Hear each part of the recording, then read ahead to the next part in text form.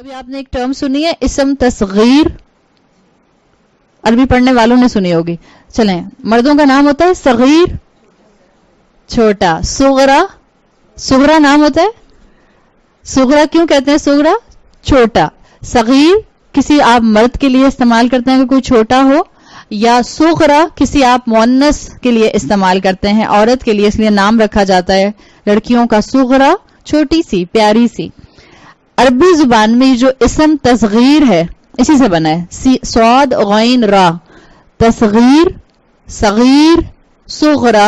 Root word آپ کو ایک ہی ملتا ہے تینوں کا, کیا ہے؟ صاد غین را.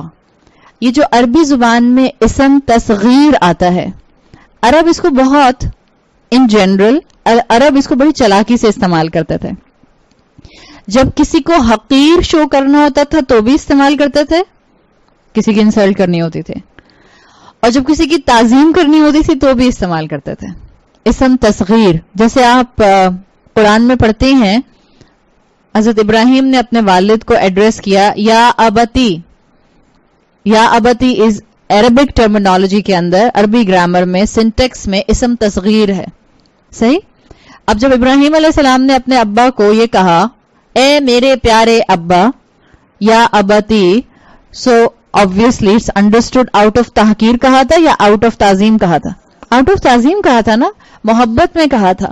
لیکن عربی زبان میں یہ دونوں طرح استعمال ہوتا ہے. اور اگر آپ کلاسیکل عربک پڑھیں تو آپ کو پتا چلتا ہے کہ عرب کیا کیا کرتے تھے, جب کسی چھوٹے قد والے کو صغیر کہنا ہوتا تھا تو اس کو پہلے یا صغیر کہہ کے بلاتے تھے.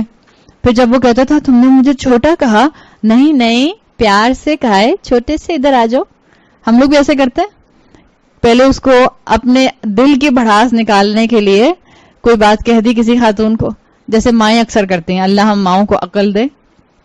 اگر آپ کی ایک بیٹی کا رنگ تھوڑا دبا ہوا ہے تو آپ کہتی ہیں ادھر آ جاؤ میری ساملی بیٹی, اور بیٹی کہتی ہے اماں یہ کیسے کہہ رہی ہیں آپ مجھے؟ کہتی نہیں میرا بچہ تو سانولا تھوڑی ہے, تو گولڈن کلر کا ہے, میں تو پیار سے کہہ رہی تھی. سو ہم بھی اس طرح کی چالاکیاں استعمال کرتے ہیں. سو عرب کے اندر اگر آپ کلاسیکل عربک پڑھیں اس میں پتہ چلتا ہے کہ وہ اسم تصغیر کو دونوں طرح استعمال کیا کرتے تھے. کس کے لیے؟ ایک تحقیر کے لیے, کسی کی کمی کو ظاہر کرنے کے لیے, اور دوسرا تعظیم کے لیے, out of respect, out of love, وہ اس کو مینشن کرتے تھے. ابن جریر الطبری کے مطابق یاسین عربی زبان کا اسم تصغیر ہے. اب جب میں کہہ رہی ہوں ابن جریر الطبری کے مطابق یاسین عربی زبان کا اسم تصغیر ہے, تو سب کو سمجھ آ گئی کہ یہ کیا ہے؟ اصل میں اے انسان کا ایبریویشن ہے, اور یہ آؤٹ آف تعظیم کہا جا رہا ہے. زیادہ اسٹرانگ اوپینین یہ ہے کہ یہ رسول اللہ صلی اللہ علیہ وسلم کی طرف اشارہ کر رہا ہے. ٹھیک ہے, لیکن بہرحال بعض اسکالرز نے کہا کہ نہیں, یہ ایک طرح سے قسم کے طور پر بھی آ سکتا ہے. یہ ایک طرح سے عبداللہ ابن عباس رضی اللہ عنہ کے مطابق اللہ کے ناموں کا 2 سٹارٹنگ لیٹرز بھی ہو سکتے ہیں. ساری اوپینینز اپنی جگہ موجود ہیں, حروف مقطعات ہیں. So at the end of the conclusion آپ کا اور میرا اوپینین کیا ہوگا کہ ان کا اصل مفہوم کون جانتا ہے؟ اللہ تعالیٰ. یہ تھوڑے سے آپ کے سامنے میں نے اوپینینز رکھ دیے تاکہ آپ کو پتا چل جائے کہ عربی زبان میں کتنی زیادہ وسعت موجود ہے جو اس زبان کو بہت زیادہ ان ڈیپتھ بناتی ہے. دوسری آیت سورۃ یاسین کی, والقرآن الحکیم. واو اور قرآن حکیم, یا قسم ہے قرآن حکیم کی, قسم ہے قرآن حکیم کی. آپ میں سے جو لوگ عربی گرامر کو سمجھتے ہیں, آپ کبھی بھی اگر یہاں پر ترجمہ نہ بھی لکھا ہو تو آپ اس واو کا ٹرانسلیشن اور نہیں کر سکتے, اس لیے کہ اس کے بعد القرآنی آ رہا ہے, نون کے نیچے زیر آ رہی ہے, جو آپ کو کنفرم بتا رہا ہے کہ یہ جو واو آیا ہے یہ واو قسمیہ ہے, یہ قسم کے لیے آیا ہے, اوتھ کے لیے آیا ہے. قرآن میں اوتھ کا آنا, قسموں کا آنا ایک جنرل ٹرینڈ آپ کو نظر آتا ہے, اس لیے کہ عرب کے معاشرے میں قسم لینا, قسم کھانا عام تھا. ہر زبان کے اندر آپ کو یہ سویئر کرنا, اوتھ لینا, قسم لینا ہر زبان میں آپ کو ملتا ہے. قسم کیوں لی جاتی ہے؟ اگر ہم اپنے عام طور پر اس کو آبزرو کریں کہ ہم عام اردو زبان میں دیکھتے ہیں کہ لوگ قسم کھاتے ہیں تو کس وجہ سے کھاتے ہیں؟ اپنی بات میں وزن لانے کے لیے، اپنی کریڈیبلٹی بڑھانے کے لیے قسم کھائی جاتی ہے. اللہ تعالیٰ کا قرآن میں اوتھ لے کر آنا is completely a different ball game. اللہ کو اپنی بات میں کریڈیبلٹی کی ضرورت ہے؟ اللہ کو اپنی بات کو سچا ثابت کرنے کی ضرورت ہے؟ نہیں. اللہ تعالیٰ کا جو معاملہ ہے وہ ڈفرینٹ ہوتا ہے. قرآن میں قسم آتی ہے توجہ اڈاپٹ کرنے کے لیے، توجہ گریب کرنے کے لیے. عرب کے معاشرے میں یہی ٹرینڈ تھا جب قرآن نازل نہیں بھی ہوا تھا. سو جو آپ صلی اللہ علیہ وسلم کا زمانہ تھا اس میں جب کوئی امپورٹنٹ اناؤنسمنٹ کرنی ہوتی تھی سو ان کا اصول کیا ہوتا تھا کہ وہ ایک پہاڑی پر چڑھ جاتے تھے اور پھر جس چیز کی قسم کھانی ہوتی تھی، یعنی جس چیز کی انفارمیشن دینی ہوتی تھی، اس سے ملتی جلتی قسم کھایا کرتے تھے. یعنی مثال کے طور پر ایک عرب کو اپنے علاقے والوں کو یہ بتانا ہوتا تھا کہ صبح میں کل صبح دوسرا قبیلہ حملہ کرنے والا ہے. تو اب اس کو یہ اناؤنسمنٹ کرنی ہوتی تھی. مائک سسٹم تو تھے نہیں ان کے پاس. واٹس ایپ ہوتا تھا؟ نہیں، واٹس ایپ بھی نہیں ہوتا تھا. سو وہ کیا کرتے تھے کہ ایک پہاڑی پہ چڑھ جاتے تھے. میں صرف آپ لوگوں کو درمیان میں تھوڑا سا ہل جل کرنے کے لیے بول دیتی ہوں. آئی ایم سوری، ورنہ کبھی کبھی مجھے لگتا ہے بعض لوگ شاید ناراض ہوتے ہیں کہ قرآن کی تفسیر کرتے کرتے محترمہ بہت ہی جو ہے وہ لائٹ موڈ میں آ جاتی ہیں. لیکن مقصد صرف یہ ہوتا ہے کہ آپ تھوڑا سا میرے ساتھ رہیں. کبھی کبھی بہت زیادہ علم کی راستہ جو ہوتا ہے اس میں ہلکا سا رک کر ایک شاباشی دے دینا، ٹیپ کر دینا، اس میں بہتری آ جاتی ہے. سو ان کا اصول کیا ہوتا تھا کہ پہاڑی پر بندہ چڑھتا تھا اور پھر وہ زیادہ تر وہ بجاتے تھے. ڈرم ہوتا تھا ان کا وہ ایک ڈرم بجایا کرتے تھے اور اس کے بعد وہ بلند آواز میں کہا کرتا تھا کہ اگر اس نے بتانا کیا تھا کہ کل صبح حملہ ہونے والا ہے، سو وہ کہا کرتا تھا صبح کے وقت کی قسم. پھر اس کے بعد وہ تھوڑا گیپ دے کر، تاکہ جب اس نے یہ کہا صبح کے وقت کی قسم تو آس پاس کے لوگ الرٹ ہو جاتے تھے. وہ کہتے تھے آجو آجو کوئی امپورٹنٹ اناؤنسمنٹ ہے. سو ایک دوسرے سے بات، وہ چائنیز وسپر کی طرح جو تھی وہ پھیلتی تھی کہ کوئی بات ہے، کوئی بات ہے، کوئی بات ہے. سو سب اس انسان کے آس پاس اکٹھے ہو جایا کرتے تھے اور جب اکٹھے ہو جاتے تھے تب وہ انسان آگے اناؤنسمنٹ کیا کرتا تھا کہ بھئی کل صبح فلاں قبیلہ حملہ کرنے والا ہے. ٹھیک ہے. سو قرآن نے ایک طرح کے اسی امپیکٹ کو اپنے ساتھ سسٹین کیا ہے. قرآن نے قسم کو استعمال کیا ہے، اوتھ کو استعمال کیا ہے توجہ گریب کرنے کے لیے. That some thing serious is coming. اب اس کے بعد جو آ رہا ہے، اور جو آ رہا ہے وہ اب ایک عام گفتگو سے تھوڑا یونیک ہے. اللہ چاہتا ہے آپ اس پر ذرا تھوڑی زیادہ توجہ کریں. ٹھیک ہے. جب بھی قرآن میں آپ قرآن کا ترجمہ پڑھ رہی ہوں اور آپ کو اوتھ ملے، سو اب آپ کا بھی کام ہے کہ آپ ذرا اور الرٹ ہو کر اس اوتھ کے بعد کی آیت کو سمجھیں کہ کیا آ رہی ہے. اور دوسرا اینگل جو اس میں آتا ہے، ایک تو ہو گیا توجہ گریب کرنا کسی یونیک چیز کے لیے، کسی یونیک خبر کے لیے، کسی ایکسٹرا آرڈنری امپورٹنٹ خبر کے لیے. اور دوسرا اہم فیکٹر کیا ہوتا ہے کہ اللہ تعالیٰ جس چیز کا اوتھ لیتے ہیں اس کو ایویڈنس بنا لیتے ہیں، گواہ بنا لیتے ہیں. ٹھیک ہے. یہ دو مقصد ہیں قرآن میں اوتھ کے آنے کے: اٹینشن گریب کرنا سننے والے کی تاکہ اس کو ایک یونیک بات بتائی جا سکے، ایکسٹرا امپورٹنٹ بات بتائی جا سکے، اور دوسرا مقصد کیا ہے کہ اسی چیز کو جس کی قسم کھائی جاتی ہے اس کو ایویڈنس بنایا جاتا ہے. جیسے سورۃ العصر میں وقت کی قسم کھائی گئی اور وقت کی قسم کھا کے بتا دیا کہ تمام انسانوں کی زندگی لاس میں ہے اگر وہ یہ 4 کام نہ کریں. یہاں کس چیز کی اللہ تعالیٰ قسم لے رہے؟ جیسے آتا ہے والشمسی، کس چیز کی قسم ہے؟ اگر آتا ہے والعصری، عصر کے وقت کی. عصر کا وقت کا مطلب اگر آپ اس کا ٹرانسلیشن دیکھیں تو تیزی سے گزرتے ہوئے وقت کی اصل میں ٹرانسلیشن ہوتا ہے. عصر کا وقت ہوتا ہے وہ جو تیزی سے گزرتا ہے. اگر آتا ہے قرآن میں والقمری، چاند کی قسم. اب یہاں کیا آیا ہے؟ والقرآن الحکیم. یہاں قسم آئی ہے حکمت والے قرآن کی. تو ایویڈنس بنایا جا رہا ہے قرآن کو.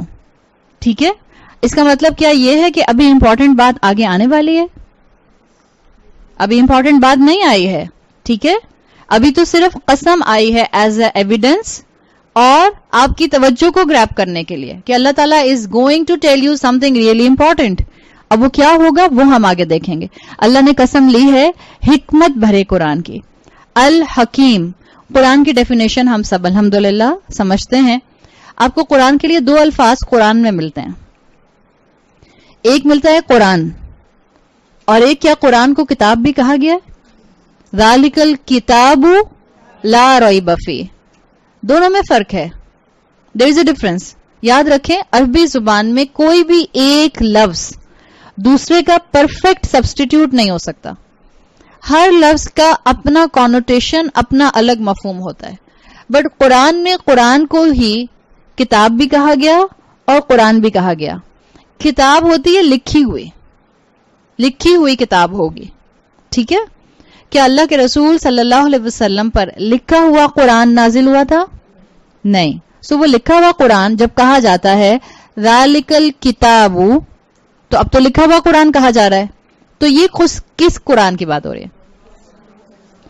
یہ اس قرآن کی بات ہو رہی ہے جو اوپر 7ویں آسمان پر لوح محفوظ میں اللہ کے پاس موجود ہے. رائٹ؟ جب آپ یہ دیکھیں گے ذالک الکتاب, یا آپ قرآن کے لیے پڑھتی ہیں کتاب انزلنا, اسی کتاب میں سے اللہ نے نازل کیا ہے. سو جب یہ نازل ہو جائے گا, اب یہ کتاب آ گئی آپ کے اور میرے لیے.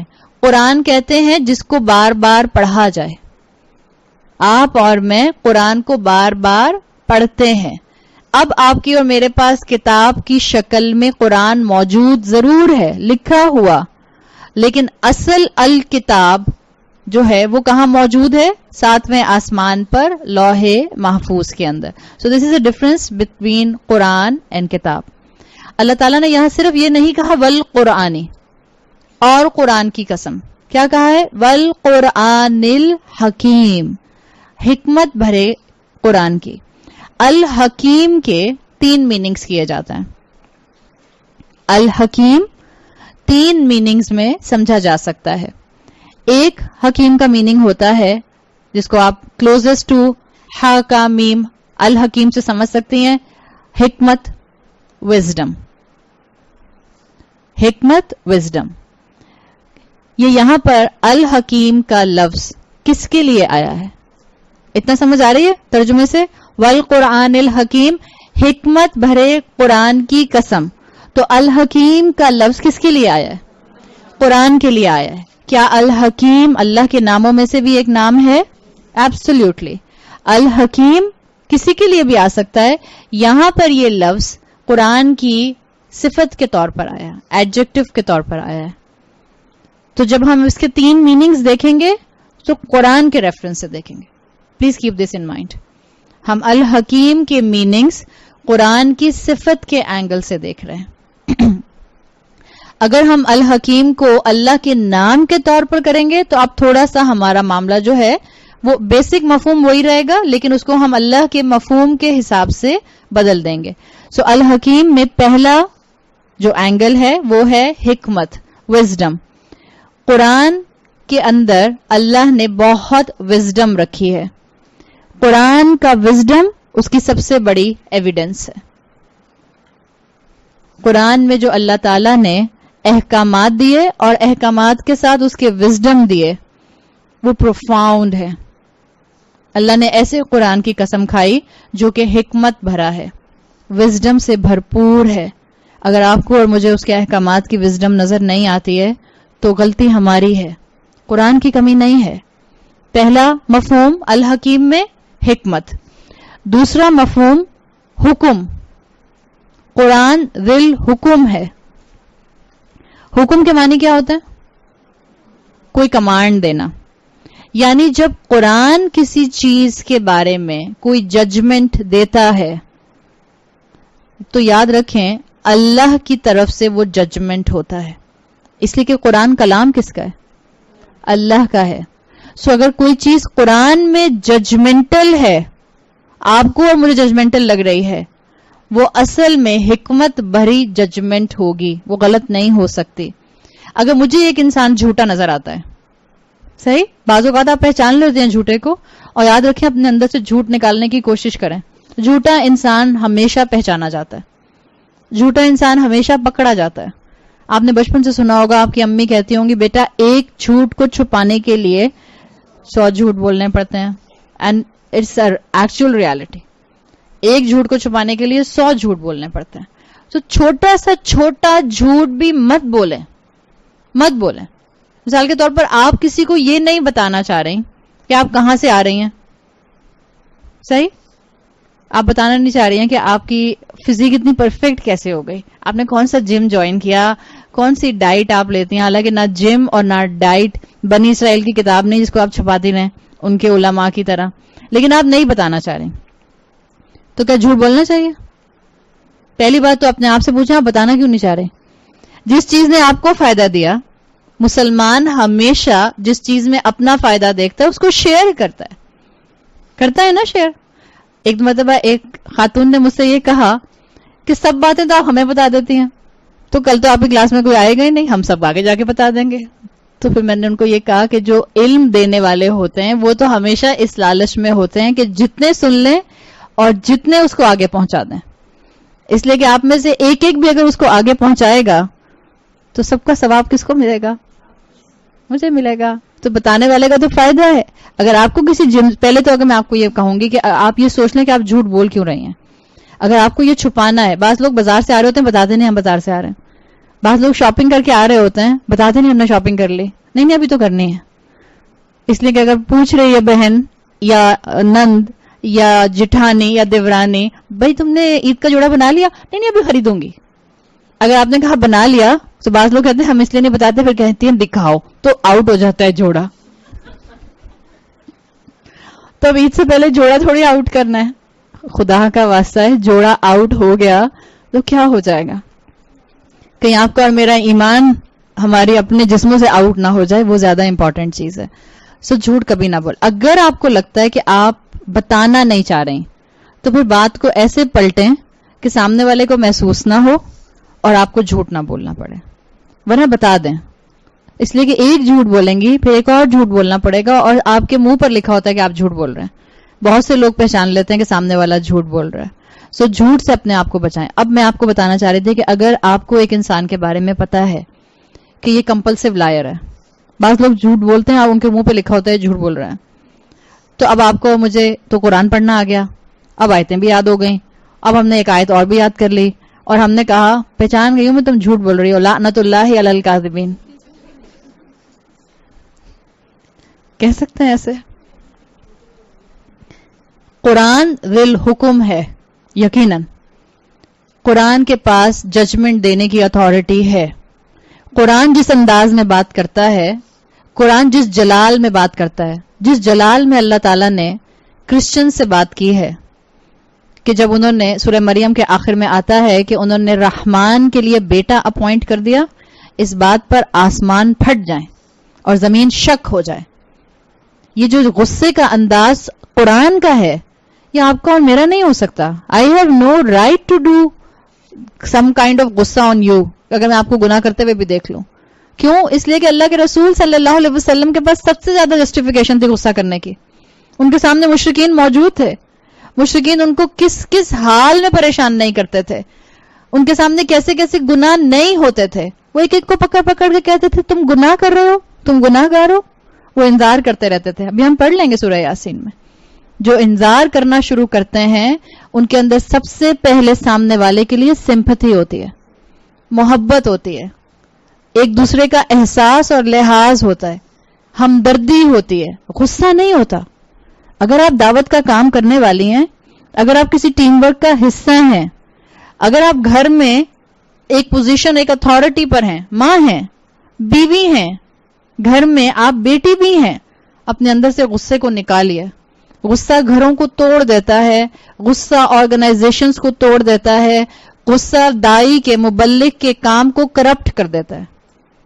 آپ کی پرسنالٹی, میں نے کل بھی یہ بات کی تھی, لوگ آپ کے نام کو نہ جانتے ہوں لیکن یہ ضرور کہتے ہیں اچھا وہ جو مسکراتی رہتی ہیں, یہ ہونا چاہیے. اور یہی تھے رسول اللہ صلی اللہ علیہ وسلم. سو قرآن میں جہاں پر ججمنٹس آئی ہیں ہم ان کو ایز اٹ از آگے بیان کریں گے. اللہ ہمیں حکمت دے کہ ہم نے کہاں کیسے کن آیات کے ساتھ بات کرنی ہے. لیکن آپ اور میں قرآن کے غصے کو اپنے جملے میں غصہ بنا کر سامنے والے پر امپوز نہیں کریں گے. یہ صرف قرآن کی صفت ہے اس لیے کہ قرآن اللہ کا کلام ہے. سو پہلا الحکیم کا مفہوم کیا ہے؟ وزڈم، حکمت. دوسرا مفہوم کیا ہے؟ حکم، ذل حکم.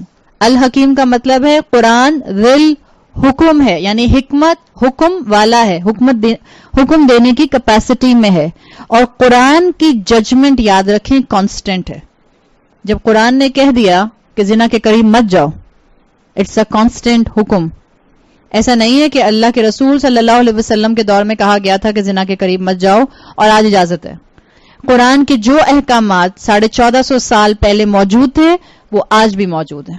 ہمیں اپنے اندر انشاءاللہ اس کنوکشن کو لے کر آنا ہے. الحکیم کا تیسرا جو اینگل ہے وہ ہے احکام، کمانڈمنٹس.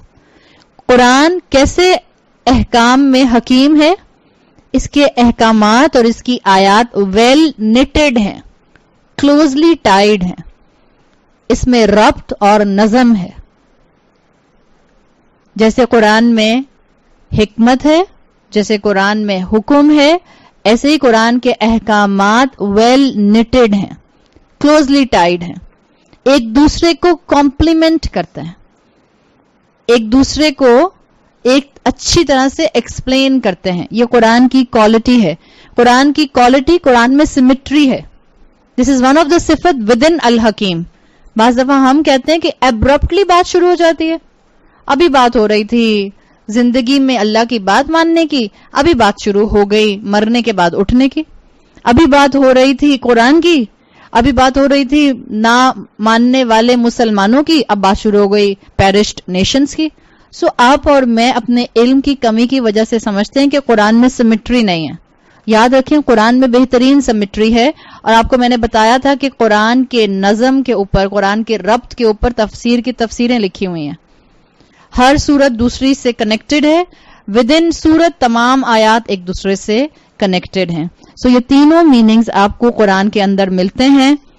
اس وقت تو جس چیز کی قسم کھائی جا رہی ہے اسی کی میجسٹی آپ کے سامنے آ رہی ہے. جس امپورٹنٹ اناؤنسمنٹ کو کرنا ہے وہ امپورٹنٹ اناؤنسمنٹ تو ابھی آپ کے سامنے آیا ہی نہیں. سو اللہ نے حکیم قرآن کی قسم کھائی کہ یہ حکم والا قرآن یہ سب کے سامنے موجود ہے اور اللہ اس کی قسم کھا کر کہہ رہا ہے. جب قرآن کو آپ الحکیم کہتے ہیں تو اس میں ایک اور اینگل بھی یاد رکھیے گا. احکام ہی کی صفت کے اندر یہ آتا ہے. قرآن کے حلال اور حرام اسکالرس کہتے ہیں بالکل واضح ہیں، black and white, no ambiguity. قرآن کے حلال اور حرام میں کوئی ایمبیگوٹی نہیں ہے. اگر مسلمان سمجھ نہیں پاتے تو کمی کس کی ہے؟ مسلمانوں کی ہے. قرآن محکم ہے، قرآن پریسائز ہے، قرآن بالکل کلیئر ہے. جیسے مثال کے طور پر ایک بالکل معمولی سی بات ہے، یہ تو اللہ کا کلام ہے. اگر اس وقت میں آپ سے کہوں، چلے میں سعدیہ سے کہتی ہوں، سعدیہ آپ کھڑی ہو جائیں، اور سعدیہ کھڑی ہونے کی بجائے جمپ کرنا شروع کر دیتی ہیں. میں سعدیہ سے کہوں سعدیہ میں نے آپ سے کہا تھا کھڑی ہو جائے، آپ کہیں تو کھڑی ہو گئی تو جمپ کر رہی ہوں. تو کیا میرے کہنے میں کوئی کمی تھی؟ تو چانسز ہو سکتے ہیں. اول تو اگر آپ سب کو اردو سمجھ آتی ہے اور سعدیہ کو بھی اردو سمجھ آتی ہے، سوری سعدیہ کا نام لے رہی میرے سامنے بیٹھی ہیں، اگر سعدیہ کو بھی اردو سمجھ آتی ہے اور میں کہہ رہی ہوں سعدیہ کھڑی ہو جائیں، تو کیا میں نے سعدیہ سے کہا تھا سعدیہ جمپ بھی لگائیں؟ کہا تھا؟ نہیں لگا، کہا تھا. آپ اور میں قرآن پڑھتے ہیں اور پھر ہم اپنی طرف سے اس کے اندر مفہوم کرنا شروع کر دیتے ہیں، حالانکہ قرآن کا حکم بالکل واضح ہوتا ہے. اور یہ قرآن آپ کی اور میرے جیسے عام انسانوں کا کلام نہیں ہے کہ جس کو سامنے والا سمجھ نہ سکے، جس کے بتانے میں کوئی پریسیژن نہ ہو. یہ تو اللہ کا کلام ہے.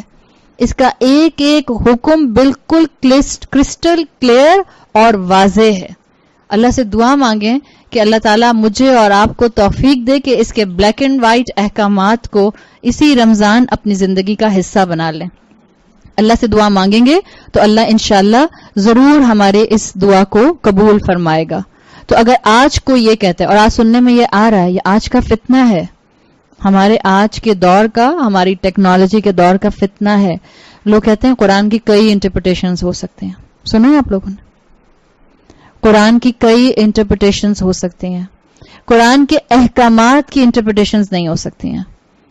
جہاں پر قرآن نے متشابہات ایسے دیے ہیں کہ جہاں آپ انسان اپنی عقل اور اپنی ٹیکنالوجی اور اپنی سائنس کو استعمال کر کے بات کو بیان کر سکتا ہے، وہاں تو گنجائش ہے. احکامات میں اپنی مرضی نہیں کی جا سکتی. احکامات میں اگر آپ کے اور میرے سامنے اس وقت صرف ٹیکسٹ ہوتا تب ہم کہتے ہیں کہ قرآن کے کئی انٹرپریٹیشنز ہو سکتے ہیں. کیا اس ٹیکسٹ کے ساتھ اس کی امپلیکیشن بھی اللہ نے اتاری تھی؟ ٹیکسٹ کے ساتھ امپلیکیشن کیسے اتری تھی؟ رسول اللہ صلی اللہ علیہ وسلم، قرآن کی ڈکشنری، قرآن کے کس لفظ کا کیا مطلب ہے، قرآن کے کس حکم کو کیسے انسانی لیول پر عمل میں لایا جا سکتا ہے، قرآن کے کن احکامات کو ایز اے سوسائٹی معاشرے میں امپلیمنٹ کیا جائے گا، کن کو انڈیویجولی امپلیمنٹ کیا جائے گا، سب چیز ویل ڈیفائنڈ ہے. سو پلیز کسی قسم کے فتنے کا شکار مت ہوں. احکامات میں انٹرپریٹیشنز مختلف نہیں ہو سکتی ہیں، اور نئے زکوٰۃ دینی فرض نہیں ہے. اب یہ نئے احکامات ہیں. قربانی کرنے کی ضرورت نہیں ہے عید الاضحیٰ کے اوپر، اس سے بہتر ہے کسی غریب کو کھانا کھلا دیں. These are the new interpretations. بچیے ان فتنوں سے. عورت کو حجاب کی ضرورت نہیں ہے، حجاب تو آنکھوں کے اندر ہوتا ہے. نماز کی بھی ضرورت نہیں ہے، نماز دل کے اندر ہوتی ہے. یہاں تک لوگ کہنے لگ گئے. تو پھر تو آپ نے نل اینڈ وائڈ کر دیا دین کی فاؤنڈیشن کو. پھر رسول اللہ صلی اللہ علیہ وسلم کو کیا ضرورت تھی اتنی پرسیکیوشن کی؟ صحابہ نے کیوں اتنی مار کھائی؟ کیوں حضرت یاسر کے دونوں بازو اور دونوں ہاتھوں کو 4 اونٹوں سے باندھ کے ان کو چاروں اونٹوں کو الگ ڈائریکشنز میں دوڑا دیا گیا تھا اور ان کے جسم کے پرخچے اڑ گئے تھے؟ اگر صرف دل کے اندر شرم اور دل کے اندر ایمان اور دل کے اندر نماز اور آنکھوں کے اندر حیا کی ضرورت تھی تو کیا ضرورت تھی ایمان ویزیبل کرنے کی؟ ایمان ویزیبل کرنے کی ضرورت تھی. یہ آج کی انٹرپریٹیشنز کی فتنوں میں مت آئیے. اللہ سے مدد مانگیے. اور ہم سب کے لیے دعا کرتے ہیں کہ اللہ ہم سب انسانی لیول پر انسانوں سے غلطیاں ہو سکتی ہیں. میں بھی یہاں کوئی بات غلط زبان سے نکال سکتی ہوں. اللہ میری مغفرت کرے. اللہ حق منہ سے بولنے کی توفیق دے اور جو حق ہے اللہ اس کو دلوں میں اتار دے. لیکن فتنوں سے اپنے آپ کو بچائیے. الحمدللہ یہ جو آپ اس وقت محنت کر کے یہاں بیٹھے ہیں، آپ میں سے جو لوگ نیچے بیٹھے ہیں، آئی ایم شیور ان کی کمر تھکتی ہوگی. روزہ رکھ کے ویسے ہی آپ کا انرجی لیول کم ہوتا ہے. بعض لوگ کہتے ہیں کہ عمر چھوٹی ہوتی ہے تو پتہ نہیں چلتا، لیکن آج کل کے بچے ہم سے زیادہ کمزور ہیں. یہ بھی آپ کو معلوم ہونا چاہیے. سو یہ جو آپ تھک رہی ہیں، جو آپ محنت کرنے یہاں پر نکلی ہیں، آپ گھر سے آئی ہیں، اللہ سے دعا مانگے اللہ مجھے کلیئرٹی آف تھاٹ دے، مجھے کلیئرٹی آف ویژن دے. اللہ مجھے ہر طرح کے لیٹسٹ انٹلیکچوئل فتنوں سے بچا کے رکھ. اللہ مجھے وہ مائنڈ سیٹ دے مسلمان ہوتے ہوئے جس کے لیے آپ نے مجھے پیدا کیا تھا. اللہ میرا مسلمان ہونا ضائع نہ کر دے. اللہ تعالیٰ میرے اور آپ کے لیے اس علم کو میکسیمم ایبزارب کرنا آسان بنائے. آپ یہاں جو اچھی بات سنتی ہیں گھر جا کر کوئی ایک اچھی بات آگے ضرور ٹرانسفر کیا کریں. اللہ تعالیٰ ہمارے گھروں کو، ہمارے گھر والوں کو ہمارا دین میں ساتھی بنا دے. اور اللہ ہم سب کو اس رمضان اپنی بہترین بخشش کروا کے اس رمضان سے نکلنے کی توفیق عطا فرمائے. بارک اللہ لی ولکم فی القرآن الحکیم ونفعنی وإیاکم بآیاتی وذکر الحکیم. سبحانک اللہم وبحمدک نشہد ان لا الہ الا انت نستغفرک ونتوب الیک. کل سنڈے ہے لیکن ہماری کلاس روز ہوگی انشاءاللہ 7 days a week. یہی ٹائم ہے 2:30 to 4 o'clock. السلام علیکم ورحمۃ اللہ وبرکاتہ.